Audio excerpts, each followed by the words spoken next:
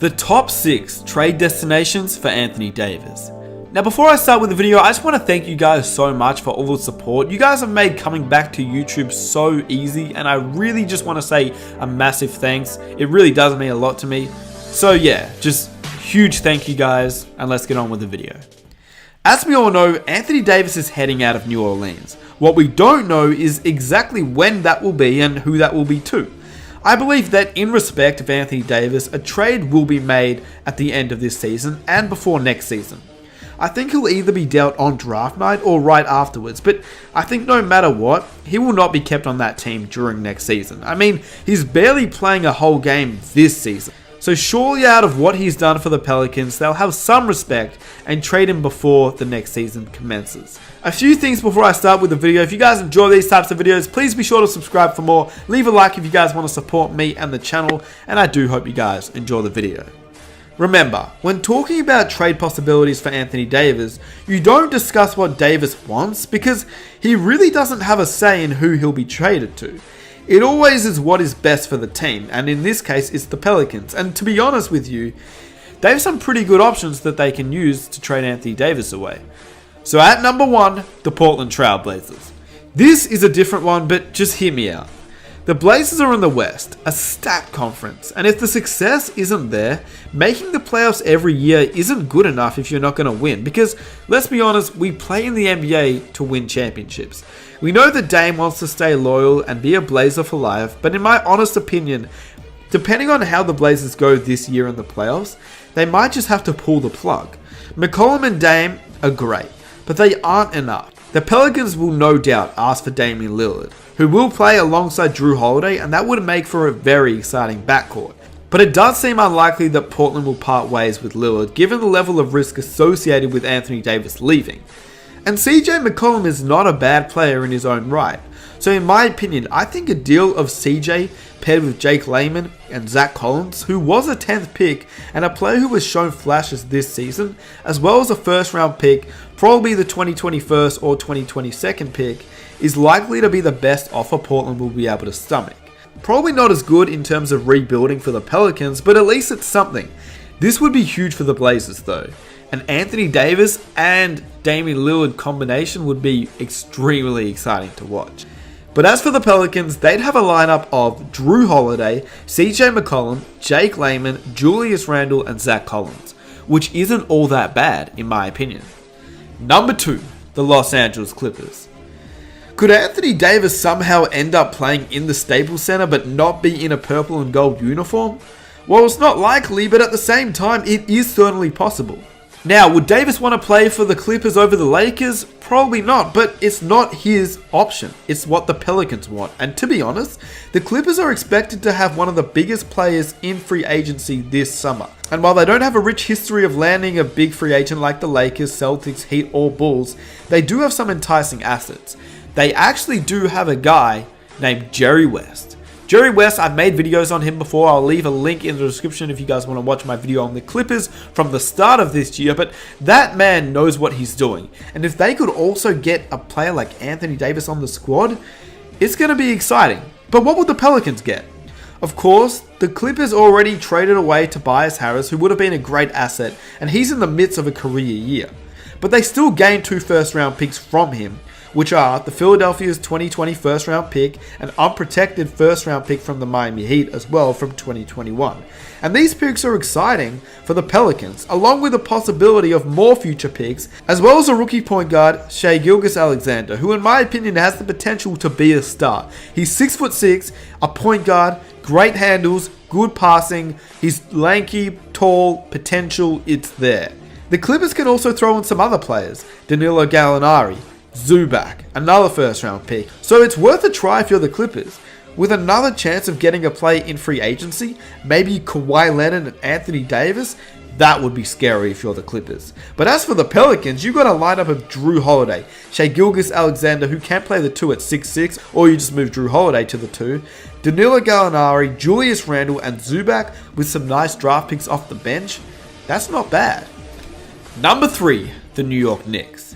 Rich Paul has told ESPN that Davis wants to be traded to a team that allows him the chance to win consistently and competes for a championship. While the Knicks don't exactly fit that right now, it's almost certain that the Knicks are destined to have a big free agency and get something when it comes to landing a big name player. ESPN has already reported that the Knicks are going to be aggressive in their pursuit of Anthony Davis. With a high lottery pick this summer and a few other young and talented pieces on the roster, the Knicks have a lot that they can offer.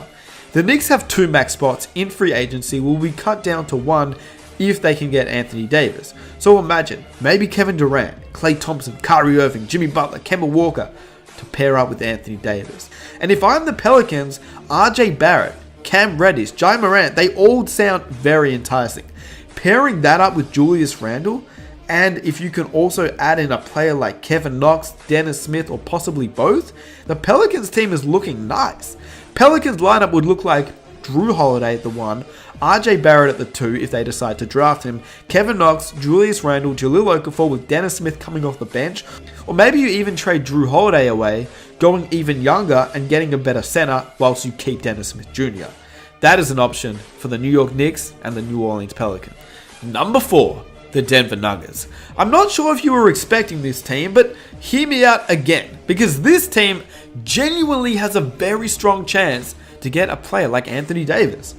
Nikola Jokic and AD is a dream if you're a Nuggets fan. Despite being clearly the best player on the roster for 2.5 years, Jokic still goes underrated a little bit. He's an MVP candidate. He's not flashy, in fact he's far from it, but what he does on the court is insane. He leads his team to win. He does the little things and he makes his team work as a whole. And the Nuggets are the 2nd seed in the West at the time of making this video. If I'm Denver, I wouldn't really be wanting to ruin a team that has played so well over the past year. But they can offer an interesting package should the Pelicans seek to rebuild. They would have to start off with Paul Millsap's expiring $30 million contract. Why the Pelicans would want that is because he expires after next season and they would actually be able to dump the salary of Solomon Hill. Gary Harris and Will Barton are nice players, but they won't get the deal done. It will have to come down to Denver's willingness to part ways with Jamal Murray. Murray has been an elite prospect who has already shown great potential. His inclusion should have the Pelicans listening though. To sweeten the deal, the Nuggets throw in Michael Porter Jr., a former consensus first overall pick who slid down due to the injuries that he suffered, but Porter is a complete wild card at this point.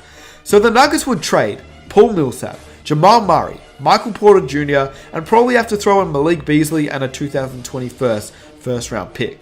The Pelicans would trade Anthony Davis and Solomon Hill. So do the Nuggets give too much? Well, they would have a lineup of Tony Craig, Gary Harris, Will Barton, Anthony Davis, and Jokic, with Plumlee, Lyles, Monte Morris, and Solomon Hill off the bench. The Pelicans would have a lineup of Jamal Murray, Drew Holiday, Michael Porter Jr., Julius Randle, Jahlil Okafor, with Millsap and Beasley off the bench.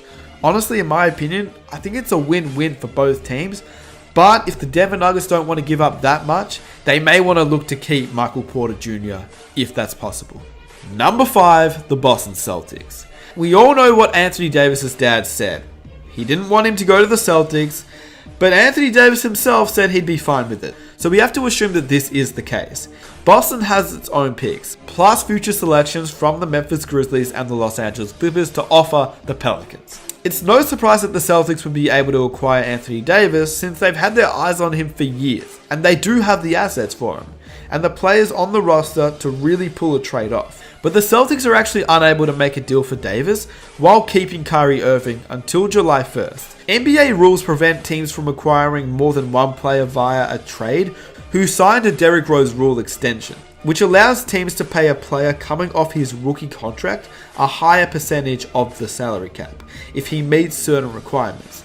The Celtics traded for Irving, meaning that they can't acquire Davis via trade until after this season, when Irving becomes a free agent and signs a new deal. Once July 1st has passed though, a deal involving Jason Tatum, Jaylen Brown, Marcus Smart, and a few first round picks for Anthony Davis is risky but not off the table. If Ainge could get a steal here and maybe swap Hayward for Tatum instead, that could be huge. The Celtics would have Kyrie, Jason Tatum, Anthony Davis, Al Horford. And the Pelicans would have a lineup of Drew Holiday, Jaylen Brown, Gordon Hayward, Julius Randle, and Jahlil Okafor with picks off the bench, including Marcus Smart. And at number 6, you already know, the Los Angeles Lakers. We all know what happens here. The Lakers have LeBron James, and that is pretty much all I need to say. They need to win, and they need to win now. We know that they've tried to go for Davis, but they really need to just go all out. And Davis has to hope that it works. Davis wants to land with the Lakers. We all pretty much know this. I mean, we've already seen Anthony Davis sign with the agent of LeBron James in Rich Paul in September. Then there was the LeBron James comment that it would be amazing to play with Anthony Davis. And then that got followed up by Davis and his own admission that he was more concerned with his legacy than money. It sounded like a plan then, and it feels like more of a plan now. And not to mention, he was on LeBron James' own show. The Los Angeles Lakers' current woes, with James being injured and the rest of the team also being kind of injured, show a lack of depth on that team. And they obviously won't make the playoffs, but still, they have some trade assets that could interest New Orleans. Because the Lakers did not make the playoffs, they will have an okay pick. In addition to Brandon Ingram, who has stepped it up, Lonzo Ball, Kyle Kuzma, Josh Hart, Caldwell Pope, and any first round pick. While the Lakers would obviously prefer to hang on to most of their young core, letting go of some of the combinations of Lonzo Ball, Ingram, Kuzma, and a draft pick in order to get arguably the best big man in the game is something that they would just have to live with. The fact that Anthony Davis, it seems, has the Lakers as his top option makes this the likeliest of outcomes. Just start with LeBron James and Anthony Davis and go from there if you're the Lakers. The Pelicans, on the other hand, will have an amazing young lineup of Lonzo Ball, Jrue Holiday, Ingram, Kuzma, Randall with first round picks, Josh Hart, and other young players off the bench. So let me know where you think Anthony Davis will be traded to. If you guys enjoyed this video, please be sure to subscribe for more. Be sure to follow me on Instagram, and let's see if we can reach 1,000 likes for the next video. If you enjoyed this video, please be sure to check out some of my other videos, and I am out. Peace.